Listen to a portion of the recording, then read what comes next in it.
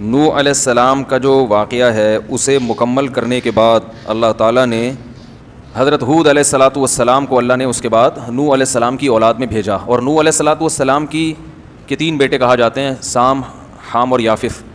انہی تینوں کی آگے نسل چلی ہے. وجعلنا ذریتہ ھم الباقین, قرآن میں آتا ہے کہ ہم نے انہی کی ذریت کو باقی رکھا. تو اس لیے نوح علیہ السلام کو آدم ثانی بھی کہا جاتا ہے, دوسرے آدم. یعنی ہم سب کا نسب کہاں جا کے ملتا ہے؟ نوح علیہ السلام سے. تو اس وقت بھی لاکھوں لوگ تھے جو اللہ نے تباہ کر دیے, پھر صرف نوح علیہ السلام سے دوبارہ اللہ نے نسب چلایا. آج جو ہم نے آیت پڑھی نا, اس میں اللہ نے فرمایا ذریۃ من حملنا مع نوح. نوح علیہ السلام کے ساتھ ہم نے جن لوگوں کو سوار کیا تھا نا, جو ان کے بیٹے تھے, اے ان لوگوں کی اولادو, انہ کان عبدا شکورا, وہ تو شکر گزار بندہ تھا. یعنی ہمارے ابا کو جو نجات ملی تھی شکر گزاری کی وجہ سے, اور ان کے جو بیٹے ایمان لائے تھے وہ ایمان والے بیٹے ان کے ساتھ تھے, تو وہ تو اللہ پہ اس کے رسول پر ایمان لائے, اپنی زندگی تبدیل کی تو بچ گئے, جس کی وجہ سے ہم بھی پیدا ہو گئے. ابا پیدا نہ ہو تو بیٹا پیدا ہو سکتا ہے, یا ابا مر جائیں اولاد کے پیدائش سے پہلے تو بیٹا ہو سکتا ہے. تو اگر کسی نے آپ کے باپ کو بچایا آپ کی ولادت سے پہلے, تو اس نے آپ پر بھی احسان کیا نا, کہ آپ نے اس کی نسل میں پیدا ہونا تھا.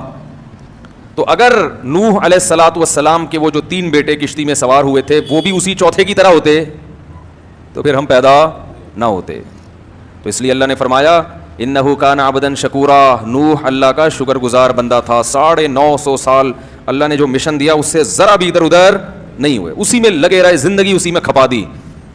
تو ان کے وہ بیٹے جو ایمان لائے وہ بھی نوح علیہ السلام کے مشن پہ چلے, انہی کو اللہ نے بچایا, اور آج ان سے کتنے انسانوں کو بھر دیا.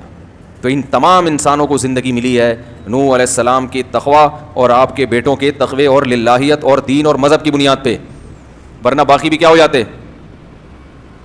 ہمیں زندگی کی نعمت نہ ملتی. سب سے بڑی نعمت انسان کے لیے کیا ہے؟ زندگی, حیات. تو وہ اولادیں پھر چلی ہیں آگے, پھر وہی ان کے. اچھا اس زمانے میں جو ہے نا کوئی پابندی نہیں تھی کہ آپ 2 شادیاں کریں, 4 کریں, 4000 بھی کر لیں, تو اس لیے نسل بہت تیزی سے بڑھتی تھی. تو جن کے پاس زیادہ پیسہ ہوتا وہ 100 بیویاں رکھ لیتے, جن تو تھوڑے ہوتے غریب ہوتے وہ روڈ ناپتے پھر رہے ہوتے تھے, ٹھیک ہے نا. تو نسلیں بہت تیزی سے بڑھتی تھیں, لیکن عمریں لمبی ہوتی تھیں تو ظاہر ہے ہر چیز پھر اسی حساب سے ہوتی ہوگی. تو اس طرح قوم چلی, ان میں توحید تھی, اللہ کی فرما برداری تھی, جتنی نمازیں فرض تھیں وہ سب پڑھتے تھے. آہستہ آہستہ پھر برائی آنا شروع, اور وہی برائی جو نوح علیہ السلام کی قوم میں, کیونکہ مشرک جو ہے نا, مشرک یہ اس کو عقیدت تباہ کرتی ہے. مشرک کو کیا چیز تباہ کرتی ہے؟ عقیدت. عقیدت ایک ایسی چیز ہے کہ آپ جس سے محبت کرتے ہو اس کے خلاف سننا گوارا نہیں کرتے, اس کی تعریف میں جتنا کہا جائے آپ سنو گے. تو اب جب عقیدت آئی تو شرک بھی ساتھ ساتھ آ گیا. اب اگر کوئی شرک کے خلاف بولے, گستاخ. سمجھ رہے ہیں؟ اب دیکھو سیرت کانفرنس ہو, آپ کو رسول اللہ صلی اللہ علیہ وسلم کی سیرت بیان کرنے کے لیے بلایا جائے, جو تعریف میں آپ کلمات کہیں گے وہ تو لوگ سنیں گے, سننے بھی چاہیے. لیکن اگر آپ تعریف میں غلو کرنا شروع کر دیں تو کوئی بھی ٹوکنے والا نہیں ہوگا, سبحان اللہ کہنے والے زیادہ ہوں گے. یہ جو ہماری قوم میں شرک آیا ہے یہ کہاں سے آیا ہے؟ نعتوں سے آیا شرک. نعتیہ کلام میں حد سے تجاوز, حد سے تجاوز, بگڑی بنانے والے اور پتہ نہیں اس طرح کے جو الفاظ آئے. پہلے اس کا 2 مطلب لیا جاتے تھے, صحیح بھی غلط بھی, پھر غلط ہی مطلب ہو گیا. پھر نبی صلی اللہ علیہ وسلم پھر وہ میلاد کی محفلوں کو کامیاب بنانے کے لیے کہ اس میں لوگ عقیدت سے آئیں, تو جیسے وہ کنٹینر والے بابا نے جلسہ کیا تھا نا, اور جلسے کو کامیاب بنانے کے لیے فضائل سنائے کہ اس جلسے میں جو شرکت کرے گا وہ 1 رات لیلۃ القدر کی رات سے, وہ یاد ہے کہ آئے تھے کنٹینر بڑا مشہور ہوا تھا ان کا, بھول گئے؟ وہ ایک تھے کنٹینر جنہوں نے نبی صلی اللہ علیہ وسلم نے خواب میں آ کے ان کو کہا تھا کہ چندہ چاہیے مجھے, تو وہ اس طرح کے خواب انہوں نے سنائے, کہا نہیں تھا لیکن انہوں نے سنائے کہ وہ چندہ بھی چاہیے اور پتہ نہیں کیا کیا, ٹھیک ٹھاک پیسہ ماشاءاللہ تمیز سے انہوں نے بنایا. اور پھر سیاست میں انہی لوگوں کے خلاف کھڑے ہو گئے جن کے ان پر بے پناہ احسانات, جنہوں نے ان کو پال پوس کے بزرگ بنایا, ٹھیک ہے نا, ان کو پال پوس کے بزرگ بنایا, انہی کے خلاف کنٹینر لے کے میدان میں کھڑے ہو گئے. اور وہ تو اللہ کا فضل ہو گیا کہ کوئی بہانہ مل گیا جلسہ ختم کرنے کا, ورنہ اب تک بیٹھے ہوئے ہوتے, کیونکہ اس جلسے کے انہوں نے اتنے فضائل بیان کر دیے تھے کہ اب وہ واپس جانا وہ ہو ہی نہیں سکتا تھا نا. لوگ کہتے جب یہ لیلۃ القدر سے افضل ہے تو واپس کیوں جا رہے ہو؟ تو وہ کیا بات کر رہا ہوتا ہوں, کہاں سے کہاں پہ چلی جاتی ہے. ہاں تو ہمیشہ بربادی کہاں سے آتی ہے؟ غلو. عقیدت بری چیز نہیں, عقیدت تو ضروری ہے. اعتدال کی راہ کیا ہے کہ ایسا بھی نہیں کہ بزرگ لیس ہو جائے انسان. اہل اللہ سے عقیدت ہی نہیں ہے. آج کل تو ہر وقت بزرگوں کے خلاف نا, وہ بھی کل محترم کا ایک کلپ آیا ہے, میں بتا رہا ہوں کہ فضائل ہر وقت کرامتیں بیان کرنا نہیں چاہیے, صرف قصے کہانیاں نہیں, قرآن و سنت کو فوکس کرنا چاہیے. تو وہ سارا انہوں نے اپنے کھاتے میں ڈال لیا کہ دیکھو میرے بیانات کا اثر ہے کہ تبدیلی آ رہی ہے. تو یہ خوش فہمی ہے. یہ کیا ہے؟ یہ تو ہم 20 سال سے کہہ رہے ہیں, ہمارے پرانے ریکارڈنگ بیان تو اٹھا کے دیکھو. وہ میں نے اسی طرح وہ قبر کا جو مسئلہ تھا کہ نبی کے جسد اطہر سے جو مٹی ٹچ ہوتی ہے وہ عرش سے افضل ہے یا نہیں, میں نے کہا چونکہ یہ اسلام کے بنیادی عقائد میں سے نہیں ہے تو اس لیے المحنت علی المفنت کے اس جزئیے سے اگر کوئی متفق نہیں ہوتا تو کچھ بھی نہیں ہے. اور میں نے کہا مجھے بھی اس بارے میں شرح صدر نہیں ہے, لہذا میں بھی خاموش ہوں. تو یہ بھی انہوں نے اپنے کھاتے میں ڈال دیا کہ میرے بیان کی وجہ سے مفتی صاحب نے رجوع کیا ہے, اور لیبل کیا لگایا؟ مفتی صاحب کا رجوع. اور دلیل یہ دی ہے کہ میں نے پہلے ایک بیان میں یہ کہا کہ المحنت علی المفنت میں لکھے ہوئے سارے عقیدے درست ہیں, اور پھر میں کہہ رہا ہوں کہ کچھ عقیدوں میں کیا ہے؟ اختلاف ہے. تو یاد رکھو, اگر آپ کسی کی بات کو بلا وجہ غلط لے کے جاؤ تو غلط لے جا سکتے ہو, تھوڑی سی سینس استعمال کرو تو آپ کو پھر ہر شخص کی بات کو نیگیٹو لے جانے کی ضرورت نہیں پڑے گی. میں نے ایک بیان میں اس کی بھی وضاحت کی ہے, لیکن وہ بیان ان لوگوں نے چلایا نہیں ہے, وہ پتہ نہیں کدھر غائب کر دیا انہوں نے. میں نے جو بس یہ بات کر کے پھر ہم اپنے اصل موضوع کی طرف آتے ہیں. جب بات چلی پڑی ہے تو مکمل نہیں کیا نا, پھر وہ آدھی بات آتی ہے مارکیٹ میں. میں نے جو یہ کہا نا کہ محنت علی المفنت کے سارے عقیدے صحیح ہیں, اس کا مطلب یہ ہے کہ کوئی بھی عقیدہ اہل سنت والجماعت کے خلاف نہیں ہے, لیکن اس سے بعض عقیدوں سے اختلاف کرنا بھی جائز ہے. اور اس کی دلیل میں ایک بیان میں بہت ڈیٹیل سے دے چکا ہوں, وہ میں خلاصہ بیان کر دیتا ہوں. وہ یہ کہ جیسے عقائد میں بعض عقیدے ایسے ہیں کہ جن میں اختلاف رائے کی گنجائش نہیں ہے, ایمان اور کفر, گمراہی اور ہدایت کا, لیکن کچھ جب بہت باریکیوں میں جائیں گے تو کچھ عقیدے ایسے ہیں جن کے بارے میں ہمیں شریعت نے وضاحت سے نہیں بتایا, اس میں دونوں رائے درست ہوتی ہیں. یہ والی رائے رکھ لو تو بھی ٹھیک ہے, وہ والی رائے رکھ لو تو بھی ٹھیک ہے. تو اس کو میں نے درست اس اعتبار سے کہا کہ اس میں کوئی عقیدہ قرآن و سنت کے منافی نہیں ہے, اور اس اعتبار سے اس سے اختلاف کرنے کی بھی گنجائش دی کہ کچھ عقیدے ایسے ہیں جن میں قرآن و سنت نے وضاحت نہیں کی مگر اس میں دو رائے ہو سکتی ہیں. تو ڈیٹیل میں نہیں بیان کیا. تو جیسے فروعی مسائل میں ہوتا ہے نا, مجتہدین کا اختلاف ہوتا ہے, ہم کہتے ہیں دونوں ٹھیک ہیں, حالانکہ فالو ایک کو کرتے ہو آپ. ہم شافعی کی نمازوں کو بھی درست کہتے ہیں, حالانکہ فالو ہم کس کو کرتے ہیں؟ امام حنیفہ کی جو تحقیق ہے, لیکن نمازوں کو ہم درست شوافی کی بھی کہتے ہیں. تو اس طرح عقیدے میں بھی ایسا ہے کہ کچھ عقیدے ایسے ہیں جن کو شریعت نے بہت زیادہ وضاحت سے بیان نہیں کیا, اس میں بہت ڈیپ میں جب آپ جائیں گے تو دو رائے ہو سکتی ہیں. تو اسی لیے المحنت علی المفنت جن علماء نے لکھی ان کو خود یہ اعتراف تھا کہ اگر اس کی بعض جزیات سے کوئی اختلاف کرتا ہے تو وہ اہل سنت سے خارج نہیں ہے. یقین نہ آئے نا تو کسی بھی بڑے دارالعلوم سے فتویٰ لے لیں, جامعۃ الرشید سے, دارالعلوم کرنگی سے, بنوری ٹاؤن سے فتویٰ لے لیں کہ المحنت علی المفنت کی بعض جزیات سے, بعض سب سے نہیں, اگر کوئی اختلاف کرتا ہے اس کو بھی درست مانتا ہے مگر وہ کہتے ہیں میری رائے اس کے برخلاف ہے, میرا رجحان دوسری طرف ہے, تو کیا وہ اہل سنت سے خارج ہے؟ تو تمام مدارس فتویٰ دیں گے کہ وہ اہل سنت سے خارج نہیں ہے. تو انجینئر کا کہنا یہ ہے کہ یہ گویا یہ مدرسے بھی اس کی تحقیق سننے کے بعد رجوع کر رہے ہیں, ٹھیک ہے نا. تو میں نے وہ موقف بیان کیا اپنا جو صرف میرا نہیں ہے, ان تمام مدارس کا ہے. تو میں اس لیے کہہ رہا ہوں ہم جو بھی حق بات کریں گے نا کس کے کھاتے میں؟ تو یہ تکبر ہے, یہ خود پسندی ہے کہ آپ بہت زیادہ کیا ہو رہے ہیں, چوڑے ہو رہے ہیں. یعنی اب آپ ہم کو سکھا رہے ہیں کہ ہمیں ممبر پہ مولانا طارق جمیل صاحب کو آپ سکھا رہے ہیں کہ انہوں نے کیا بولنا ہے. انہوں نے بھی کوئی اسی قسم کی بات کی. تو کیا کہہ رہا تھا میں یار, کدھر چلا گیا؟ رمضان تو تمیز سے گزارنے دو یار, کیا اختلاف. اور یہ تو عقیدت کیا کرتی ہے انسان میں؟ غلو. تو اعتدال کیا ہے؟ ایسا بھی نہ ہو کہ عقیدت لیس, کوئی بزرگی نہیں ہے, سب بزرگوں کے کرتوت بھی خراب, لہذا بزرگ بھی کیا ہیں؟ خراب ہیں. تو بزرگ ہر زمانے میں ہول سیل کے حساب سے موجود رہیں گے, لیکن بزرگوں کی حیثیت کو ان کے مقام سے زیادہ بڑھانا یہ کس کا طریقہ ہے؟ عیسائیوں کا, یہود و نصارہ کا, کہ ویلیو کو حد سے زیادہ بڑھا دیا. تو جتنی امتیں گمراہ ہوئی ہیں وہ اہل اللہ کی تنقید سے نہیں, تنقید سے گمراہ ہونے والے تھوڑے لوگ ہوتے ہیں. بڑے پیمانے پر جو قومیں گمراہ ہوتی ہیں وہ گمراہ ہوتی ہیں عقیدت میں غلو سے. عیسائیت تباہ ہو گئی حضرت عیسیٰ کی شان میں غلو کرنے سے. تو حضرت ہود علیہ الصلوۃ والسلام کی جو قوم تھی, قوم عاد, اس میں بھی یہی شرک آیا, بزرگوں کی مورتیاں بنا کر ان کو پوجنا شروع. اچھے لوگوں نے یقیناً سمجھایا ہوگا کہ بھائی تم تو وہی کام کر رہے ہو جو کون کرتے تھے؟ نوح علیہ السلام.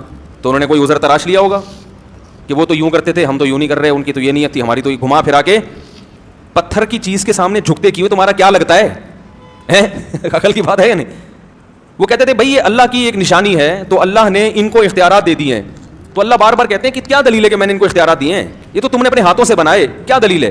دلیل کسی کے پاس کچھ نہیں ہوتی. تو اللہ تعالیٰ فرماتے ہیں وَإِلَىٰ عَادٍ أَخَاهُمْ هُودًا, ہم نے قوم عاد کی طرف ہود علیہ السلام کو بھیجا. اور یہ قوم عاد بڑے زبردست قد والے لوگ تھے, ظاہر ہے قد اس زمانے کے ویسے ہی لمبے ہوتے تھے, کھجور کے تنوں جیسے ان کے قد ہوا کرتے تھے. تو قال یا قوم اعبدوا اللہ ما لکم من الہ غیرہ, اے میری قوم اللہ کی عبادت کرو, اللہ کے سوا کوئی عبادت کے لائق نہیں ہے. ان انتم الا مفترون, تم نرے جھوٹ بولتے ہو اللہ پر. اب بات سے بات نکلی ہے وہ میں مکمل کر دوں. یہ جو عرش افضل ہے یا قبر کی مٹی افضل ہے, یہ اسلام کے بنیادی عقائد میں سے نہیں ہے. لیکن یہ کہنا کہ قبر کی مٹی عرش سے افضل ہے, اس کو شرک قرار دینا, گمراہی قرار دینا, یہ 100% غلط ہے. اس پر بھی میں نے سب کچھ دلائل دیے تھے اور جواب کا مطالبہ کیا تھا, وہ جواب بھی اب تک نہیں آیا. اور میں نے کہا تھا یہ تو بڑے بڑے علاموں کا عقیدہ ہے, بڑے بڑے محدثین فقہا کا عقیدہ ہے. تو اس نے جو زبان میرے بارے میں استعمال کی ہے یہ ان بزرگوں کے بارے میں بھی استعمال کرے جن کا یہ عقیدہ ہے. علامہ نووی کا بھی یہ عقیدہ ہے, ابن عبد البر کا بھی یہ عقیدہ ہے, اور بڑے بڑے محدثین جن کے میں حوالے انشاءاللہ ریکارڈ کرا کے پیش کروں گا. تو اس نے صرف علماء دیوبند کو کیوں گمراہ کہا, ان بزرگوں کو گمراہ کہنے سے یہ خاموش کیوں ہے؟ نہیں آ رہی بات. اس کا مطلب یہ ہوا کہ اس کو چڑ صرف علماء دیوبند سے ہے, اس کو قرآن و سنت کی اشاعت مقصد نہیں ہے. اگر ہوتی تو یہ ان کو بھی برا کہتا, لیکن ان کو یہ برا اس لیے نہیں کہہ سکتا کہ بڑے بڑے محدثین سے ہاتھ دھونے, بولو بھائی پڑ جائیں گے یہ. تو میں حوالے پیش کروں گا انشاءاللہ. تو میرے بھائی کیا بات, اور میں نے اور بھی عقلی دلیل بھی دی تھی کہ عرش اللہ کی طرف منسوب ہے, مگر کیا عرش اللہ کی ذات سے ٹچ ہو رہا ہے, اس کا یقین نہیں ہے, کیونکہ اس کی کیفیت کیا ہے مجہول, اور قبر کی مٹی نبی کی ذات سے ٹچ ہو رہی ہے. اس بیس پہ بعض علماء نے کہا کہ قبر کی مٹی عرش سے افضل ہے, اللہ سے افضل نہیں ہے, نہ نبی اللہ سے افضل ہیں, مٹی کی بات ہو رہی ہے کیونکہ وہ اس کی کیفیت معلوم ہے اور عرش کی کیفیت ہمیں معلوم نہیں ہے. اگر کوئی کہتا ہے معاذ اللہ کہ عرش نبی اللہ سے ٹچ ہو رہا ہے, تو یہ پھر آپ کیفیت بیان کر رہے ہیں, اور متشابہات میں کیفیت بیان کرنا جائز نہیں ہے, کیونکہ اللہ کی ذات عقل سے ماورا ہے. کیونکہ اگر اس طرح کی کیفیت بیان کریں گے پھر تو حدیث میں آتا ہے کہ اللہ رات کے آخری حصے میں آسمان دنیا پہ آتے ہیں, اور ہر جگہ کہیں نہ کہیں دنیا میں رات کا آسمانی حصہ ہوتا ہے کہ نہیں ہوتا. تو اس وقت تو پھر معاذ اللہ ہم کہیں گے اللہ عرش پہ ہے ہی نہیں. تو ظاہر ہم یہ کہیں گے بھائی ہمیں نہیں پتا کیسے آتے ہیں. تو جیسے ہمیں یہ نہیں پتا کہ کیسے آتے ہیں, ایسے ہمیں یہ بھی نہیں پتا کہ عرش پر کیسے ہیں, جبکہ نبی کا قبر میں پتا ہے کہ کیسے ہیں. تو اس کی کیفیت معلوم ہے, وہ یقینی ٹچ ہو رہا ہے, جبکہ عرش پر اللہ کی ذات یقیناً ہے کما هو لائق بشانہ, لیکن کیسے ہے ہمیں اس کا علم نہیں ہے. تو عرش کی اللہ کی طرف اس ٹائپ کی نسبت نہیں ہے جیسی نسبت قبر میں نبی کی طرف, مٹی کی نبی کی طرف ہے. اگر یہ ثابت ہو جائے کہ عرش اللہ کی ذات سے مس ہو رہا ہے, پھر یہ عقیدہ رکھنا کہ قبر کی مٹی افضل ہے, پھر یہ کفری عقیدہ ہے. نہیں آ رہی بات سمجھ میں؟ آپ پہلے یہ ثابت کریں کہ عرش اللہ کی ذات سے مس ہو رہا ہے. یہ مس ہونا اگر ہم مان لیں تو پھر ہم یقیناً یہ قول کریں گے کہ عرش مٹی سے کیا ہے افضل ہے, کیونکہ مٹی نبی کی ذات سے اور عرش اللہ کی ذات سے ٹچ ہو رہا ہے, تو ظاہر ہے اس کی نسبت اللہ کی طرف, تو وہ افضل ہوا. لیکن یہ اصل پوائنٹ کی بات کیا کرتے ہیں یہ لوگ, پی جاتے ہیں. پھر بھی میں کہتا ہوں کوئی عقیدہ رکھتا ہے کہ عرش افضل ہے تو بھی ٹھیک ہے, کوئی عقیدہ رکھتا ہے مٹی افضل ہے تو بھی ٹھیک ہے. یہ کوئی اتنا بڑا عقیدہ, اور کوئی کچھ بھی عقیدہ نہیں رکھتا, جیسے کہ اصل تو یہی ہے کہ کچھ بھی نہ رکھو اس بارے میں, خاموشی بہتر ہے. یہ وہ چیزیں ہیں ہی نہیں جن کے بارے میں قیامت میں ہم سے سوال ہوگا. باقی علماء دیوبند نے بیان کیوں کیا اس کو وہ میں نے بتا دیا ایک بیان میں, ان کا عذر بھی بتا دیا میں نے. ان تمام باتوں میں سے کسی کا جواب بھی محترم کے پاس نہیں ہے. تو اب عجیب عجیب چیزوں پہ آ گئے ماشاءاللہ. تو میرے بھائی کیا بات چل رہی تھی, ہاں وجہ قوم استغفر کلپ بنائے گا نا تو دونوں کو جوڑ کے بنانا, آدھا نہیں بنانا, ورنہ تم یہاں آدھے بیٹھو گے آدھے گھر پہ رہو گے. جیسے آدمی پورا خود ہوتا ہے نا, تو ایسے کسی کی بات کو بھی لوگ کیا کرتے ہیں, چینل والے میری آدھی بات کو لے لی, آدھی چھوڑ کے کوئی معاشرے میں آگ لگا دیتے ہیں وہ لوگ لے جا کے. تو ہود علیہ السلام نے قوم کو کہا, تو آپ لوگ نہیں پڑے ان چکروں میں, یہ تو اس نے پھیلا دیا تو جواب دینا پڑا. ورنہ میں نے کبھی ممبر پہ بیان کیا کہ مٹی افضل ہے یا عرش افضل ہے؟ کبھی دیکھا مجھے؟ میں 25-30 سال سے بیان کر رہا ہوں, کبھی دیکھا مجھے؟ بلکہ مجھے تو میری عمر اس وقت 14 سال تھی جب سے میں نے بیان شروع کیا ہے. ایک بار بھی پوری زندگی میں اس عقیدے کو بیان نہیں کیا, اس لیے کہ ہمارے بیسک عقائد میں ہے ہی نہیں.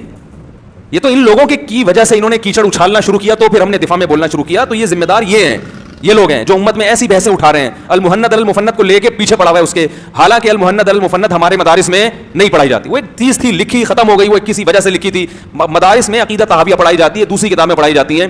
کوئی غیر مسلم مسلمان ہوتا ہے ہم اس کو ایمان مفصل ایمان مجمل پڑھاتے ہیں, المحند المفند نہیں پڑھاتے. نہ ہمارے اکابر نے کہا ہے کہ اس کو یہ سکھاؤ, انہوں نے کہا سیدھا سیدھا اس کو تقدیر پر توحید پر ایمان سکھاؤ جو موٹے موٹے اسلام کے بیسک عقائد ہیں. یہ تو پیچیدہ بحثیں ان لوگوں نے فتنہ پھیلانے کے لیے اٹھائی ہیں, اور پھر اس کا ہمیں جواب دینا پڑتا ہے. پھر امت ان فضول چیزوں میں اپنے ٹائم کو برباد کرتی ہے. تو قوم عاد کو ہود علیہ السلام نے کیا کہا, وہ یہ بھی آنا چاہیے, ان کو دیکھ لیں اچھی طرح آپ لوگ. کوئی مسئلہ ہوا تو کس کو پڑھنا ہے, اس کو پڑھنا ہے. آج میں سد تلاوت کی آیت غلط پڑھ رہا ہوں, بتا ہی نہیں رہا. جب نہیں بتانا ہوتا تو سدہ تلاوت کی آیت میں غلطی سے نقصان یہ ہوتا ہے کہ پھر وہ دہراؤ تو پھر دوبارہ سردہ, تو لوگ پھر تنگ ہو جاتے ہیں نا, کنفیوز ہو جاتے ہیں. تو وَإِلَىٰ عَادٍ أَخَاهُمْ هُودًا قَالَ يَا قَوْمِ اعْبُدُوا اللَّهَ، میری قوم اللہ کی عبادت کرو، مَا لَكُم مِّنْ إِلَٰهٍ غَيْرُهُ، اللہ کے سوا کوئی معبود نہیں ہے، إِنْ أَنْتُمْ إِلَّا مُفْتَرُونَ، تم نرے جھوٹ بولتے ہو، جھوٹ گھڑتے ہو. یا قوم لا اسألکم علیہ اجرا، اے میری قوم میں تم سے اس تبلیغ پر کوئی پیسے نہیں مانگتا. پوری قوم سے ٹکر لے کر ایک دعوت دے رہا ہوں تو کچھ تو بات کو سن لو. ان اجری الا علی الذی فطرنی، میری اجرت اس ذات پر ہے جس نے مجھے پیدا کیا. افلا تعقلون، عقل سے کام کیوں نہیں لیتے؟ دیکھو کیسی صاف دعوت ہے پیغمبروں کی، کوئی کنفیوژن نہیں، بالکل صاف ستھری سی دعوت جو فطرت کو اپیل کرتی ہے.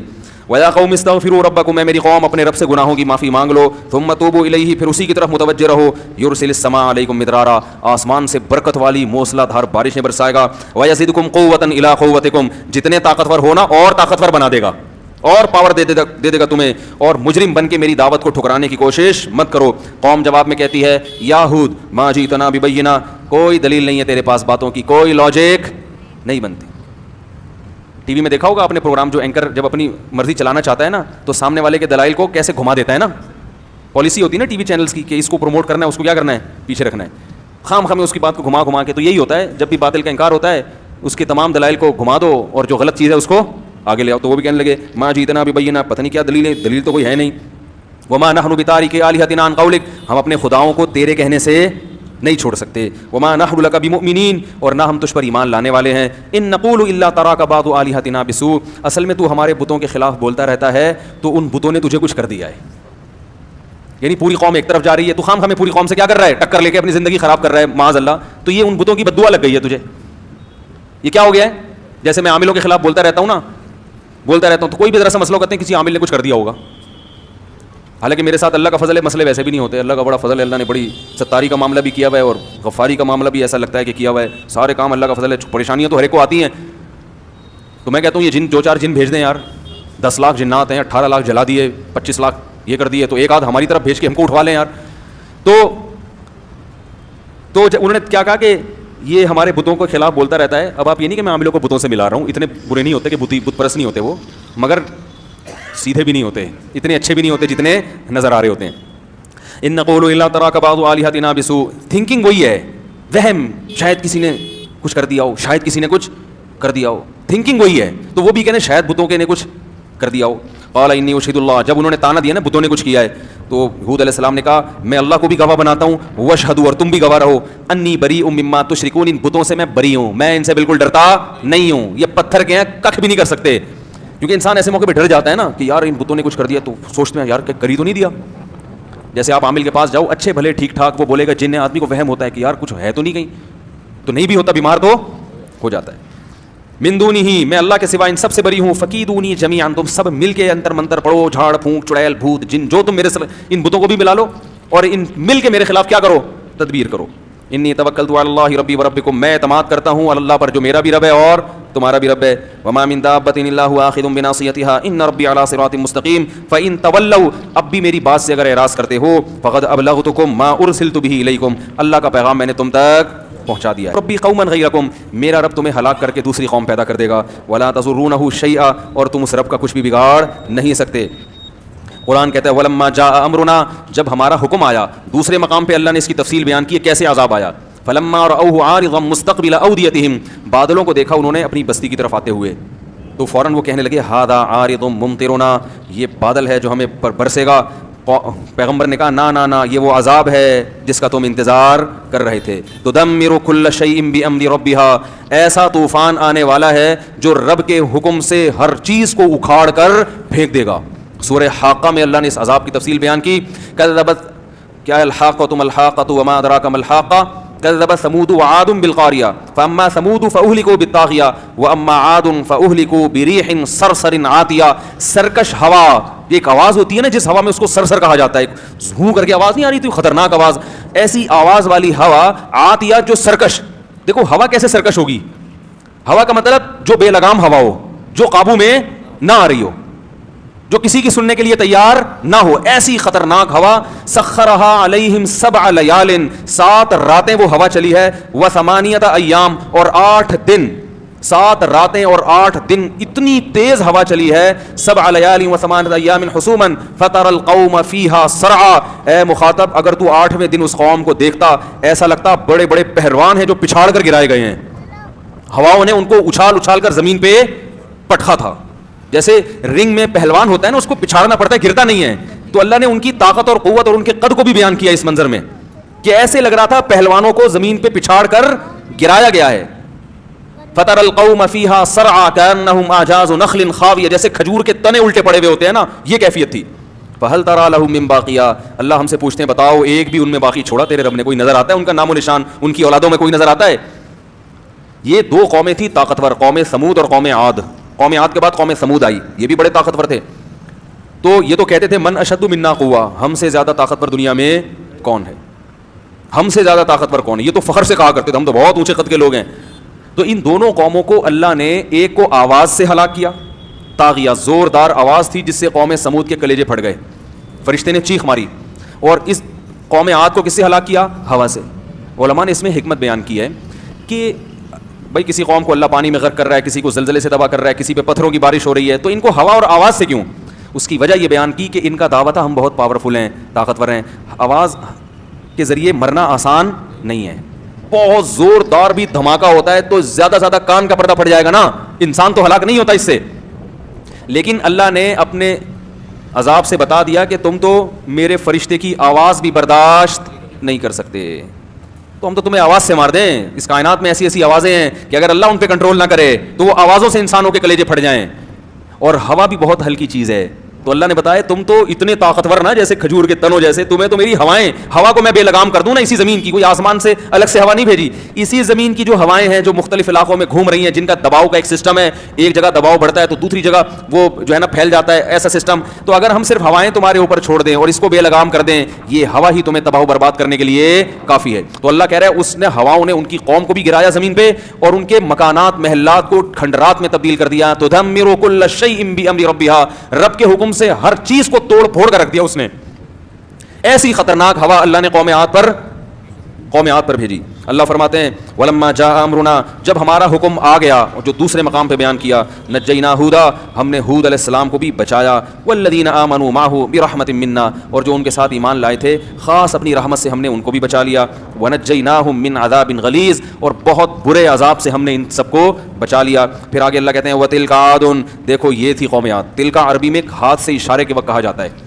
گویا اللہ قوم عاد ہمارے سامنے لا کے اس کی طاقت اور اس کے ڈائلاگ, وہ سب چیزیں ہمارے سامنے لا کر ہاتھ سے گویا اشارہ کر کے یہ بتا رہے ہیں کہ گویا یہ قوم ابھی تمہارے سامنے ہے, یہ طاقت ہے اس کی, اور یہ کھجور کے تنوں کی طرح اوندھے پڑے ہوئے ہیں. اب اللہ گویا اپنے ہاتھ سے اشارہ کریں وتلک عاد, دیکھو یہ ہے قوم عاد.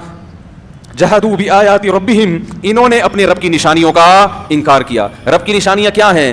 کھانا پینا, یہ زمین کائنات میں درجنوں چیزیں جو ہمیں اللہ تک پہنچاتی ہیں, ان تمام چیزوں میں صرف اپنے فائدے کی چیزوں کو تو فوکس کیا. کھانے سے مطلب, پہننے سے مطلب, پینے سے مطلب, ان چیزوں میں اللہ کا جو جلوہ نظر آ رہا ہے, اللہ کے جو احسانات نظر آ رہے ہیں, اس سے کوئی سروکار نہیں ہے. قرآن اللہ کی نشانیاں بیان کرتا ہے اللہ تک پہنچانے کے لیے, سائنٹسٹ اللہ کی نشانیاں بیان کرتا ہے ان نشانیوں کو حاصل کرنے کے لیے, اللہ تک پہنچنا اس کا ہدف نہیں ہوتا. قرآن دودھ کو بیان کرتا ہے کہ دیکھو ہم نے سوکھے چارے سے دودھ پیدا کیا, اس میں نشانی ہے. کیا مطلب؟ جس رب نے اس جانور کو بنایا وہ انسان پر مہربان ہے, اس سے محبت کرو. لیکن جب کوئی سائنٹسٹ دودھ پہ ریسرچ پیش کرے گا تو وہ دودھ بنانے والے کا تذکرہ نہیں کرے. کبھی دیکھا آپ نے کسی بایولوجی یا میڈیکل سائنس کی کتاب میں کہ یہ گردہ ایسے کام کرتا ہے اور آنکھ ایسے کام کرتی ہے, لہذا جس نے بنایا وہ بڑا با کمال ہے؟ میڈیکل سائنس میں ہے, کبھی پڑھا آپ نے یہ؟ بتاؤ بھائی, کبھی پڑھا آپ نے کہ جو پودے اگتے ہیں, زائگوٹ بنتا ہے, کھاد سے نائٹروجن بنتی ہے, اس نائٹروجن سے ایسے پھر پودا اگتا ہے, پھر اس میں تناور درخت بنتا ہے, پھر اس میں خربوزے پیدا ہوتے ہیں, پھر اس میں بیج پیدا ہوتا ہے, یہاں تک ہوگا بایولوجی میں. آگے یہ کہ جس نے یہ سسٹم پیدا کیا وہ بڑا با کمال ہے. ایسا کوئی سینٹینس بایولوجی کی کسی کتاب میں نہیں ہے, اور قرآن بھی یہ سارے پروسیس بیان کرتا ہے. واللہ خلق کل دابۃ مما, بایولوجی میں ایک سبجیکٹ آتا ہے نا جانوروں کی اقسام, جانوروں کو بہت ساری, وہ ہم لوگ پڑھتے تھے فائلم نیماٹوڈا, آرتھروپوڈا, پتہ نہیں کیا کیا تھا وہ, اب تو بھول گئے. وہ ہوتا ہے نا فائلم نیماٹوڈا, آرتھروپوڈا, اور کیا ہے وہ بہت سارے ایسے اوڈا پوڈا کر کے آتے تھے, تو ابھی ہم نے رٹا لگا, آپ تو بھول گئے. تو یہ تقسیم, دودھ پلانے والے جانور, بغیر دودھ پلانے والے, رینگنے والے, چلنے والے, یہ ساری ایک تقسیم قرآن نے بھی بیان کی ہے. واللہ خلق کل دابۃ مما, اللہ نے ہر جانور کو پانی سے پیدا کیا. یہ بحث ہوتی ہے نا سائنس میں کہ مریخ پر پانی ہوگا تو زندگی بھی ہوگی, کہتے ہیں نا, اگر پانی نہیں ہے تو زندگی نہیں ہے. اس پہ بڑی تحقیق ہو رہی ہے. تو اللہ فرماتے ہیں ہم نے ہر جاندار کو کس سے پیدا کیا؟ پانی سے. پانی ہوگا تو زندگی, جہاں پانی نہیں ہے وہاں زندگی نہیں ہے. یہ سائنسی حقیقت قرآن نے بیان کی. فمنہم من یمشی علی بطنی. اب قرآن ان کو ڈیوائڈ کر رہا ہے. ان میں کچھ ایسے ہیں جو پیٹ کے بل چلتے ہیں. ومنہم من یمشی علی رجلین. کچھ ایسے ہیں جو 2 پاؤں پہ چلتے ہیں. ومنہم من یمشی علی اربع. کچھ ایسے جو 4 ٹانگوں پہ چلتے ہیں. تو یہ اللہ اشارہ کر رہے ہیں. کچھ ایسے جو 6 8 ٹانگیں ہوتی ہیں نا ان کی. یخلق ما یشاء. اب سائنس یہاں پر آ کر ڈیوائڈ کر کے بتائے گی اتنی قسمیں ہیں بس, لیکن آگے اللہ اپنا تعارف کرواتا ہے یخلق ما یشاء. جس طرح چاہتا ہے پیدا کر دیتا ہے, جس طرح چاہتا ہے پیدا کر دیتا ہے. 2 ٹانگوں پہ چلانے والے بھی پیدا کر دیے, 4 پہ بھی, 6 پہ بھی. وہ 6 کو میں کیکڑا دیکھا ہے, 6 7 8 10 ٹانگیں. آنکھیں دیکھو, کسی جانور کی کو اندھا بنا دیا اس نے, وہ بھی اڑ رہا ہے, وہ بھی زمین میں بڑے آرام سے زندگی گزار رہا ہے. اور کسی جانور کو 2 آنکھیں دے دی, اور کسی کو 100 آنکھیں دے دی. مچھر کے سر میں 100 آنکھیں ہوتی ہیں. کیسے مختلف, جو چاہا جب چاہا جیسا چاہا بنا دیا. تو بایولوجی میں آپ تبھی اسکول پڑھنے والے اللہ سے محبت نہیں کرتے, کیونکہ وہ اس لحاظ سے سائنس کو پڑھتے ہی نہیں ہیں. سائنٹسٹ نہ صرف یہ کہ اللہ سے محبت نہیں کرتے, بہت سے تو اللہ کے وجود سے منکر ہو جاتے ہیں, انکار کر دیتے ہیں. تو یہ قرآن ہے جو انٹروڈکشن کرواتا ہے کہ یہ تمام چیزیں اللہ نے اللہ کے انٹروڈکشن کے لیے پیدا کی ہیں. ان میں پڑھ کے اللہ سے غافل مت ہو جانا. تو یہی بات اللہ نے بیان کی. وَتِلْكَ عَادٌ. یہ قوم عاد تھی. جَحَدُوا بِآيَاتِ رَبِّهِمْ. رب کی آیات دن رات انہوں نے دیکھی مگر ان آیات کا انکار. حالانکہ انکار تو نہیں, وہ تو مانتے تھے کہ یہ چیزیں ہیں. انکار کا مطلب کیا ہے؟ ان چیزوں کے ذریعے رب تک پہنچنے کی کوشش نہیں کی. دودھ بھی پی رہے ہیں, شہد بھی کھا رہے ہیں, گندم بھی کھا رہے ہیں, خربوزے بھی کھا رہے ہیں. یہاں تک تو اللہ کی نعمتیں سمجھ میں آتی ہیں. آگے ان نعمتوں کا شکر کیا ہے, اس کی ذمہ داری کیا ہے, اسے سوچنے کے لیے ٹائم نہیں ہے. تو اللہ نے قوم عاد کی طرف اشارہ کیا. وَتِلْكَ عَادٌ. یہ ہے قوم عاد. جَحَدُوا بِآيَاتِ رَبِّهِمْ. انہوں نے رب کی آیات کی انکار کیا. وَعَصَوْا رُسُلَهُ. پیغمبروں کی نافرمانی کی. وَاتَّبَعُوا أَمْرَ كُلِّ جَبَّارٍ عَنِيدٍ. یہ بہت اہم حصہ ہے اس آیت کا. اور اپنی قوم کے جو وڈیرے بڑے سرکش لوگ تھے نا, جن کے پاس دولت یا حکومت تھی, ان کو فالو کیا پیغمبر کی دعوت کو چھوڑ کر. آپ کسی بھی سیاسی تنظیم میں ہو, ہم منع نہیں کرتے, لیکن اس تنظیم کو خوش کرنے میں, وہاں سے سیٹیں لینے میں, یا وہاں اپنا مقام بنانے میں مذہب کی مخالفت بولو بھائی نہیں کرو. یہ سب ختم ہو جائے گا یہیں پہ, سب یہیں رہ جائے گا. علاقے کے SHO سے بنا کے رکھو, مگر دین کی مخالفت بولو بھائی. کسی بڑے سے ایسا تعلق پیدا کرنا کہ اس کی وجہ سے آپ اللہ سے تعلقات خراب ہونا شروع ہو جائیں, یہ چیز انسان کو جہنم کی آگ کی طرف لے کر جاتی ہے. فرعون کے بارے میں قرآن نے کیا کہا؟ یقدم قومہ یوم القیامہ فاوردہم النار. کہ اپنی قوم کو لے کر آئے گا اور جہنم کی آگ میں پھینکوا دے گا ان کو. کیونکہ قوم نے موسیٰ علیہ السلام کو دیکھا کمزور ہیں, ان کو فالو نہیں کیا. فرعون کو دیکھا پاورفل ہے, اس کو فالو کرنا, فرعون کو فالو کرنا شروع کر دیا. تو ہمیشہ لوگ طاقتور کے پیچھے بھاگتے ہیں, دلیل کے پیچھے نہیں بھاگتے. دلیل کے لحاظ سے نہیں دیکھتے کیا صحیح ہے کیا غلط. تو اللہ تعالیٰ فرماتے ہیں کہ الا ان عادا واتبعوا فی هذه الدنيا لعنہ. فرمایا اس دنیا میں بھی ان پر لعنت ہوئی, ویوم القیامہ, قیامت میں بھی ان پر لعنت ہوگی. الا ان عادا کفروا ربهم. خبردار سنو, عاد نے رب کی نافرمانی کی انکار کیا. الا بعدا لعاد قوم ہود. سنو, عاد اللہ کی رحمت سے دور ہو گئے, لعنت ہے ان کے اوپر جو ہود کی قوم تھی. اس جملے کے ساتھ اللہ نے قوم عاد کا واقعہ ختم کیا.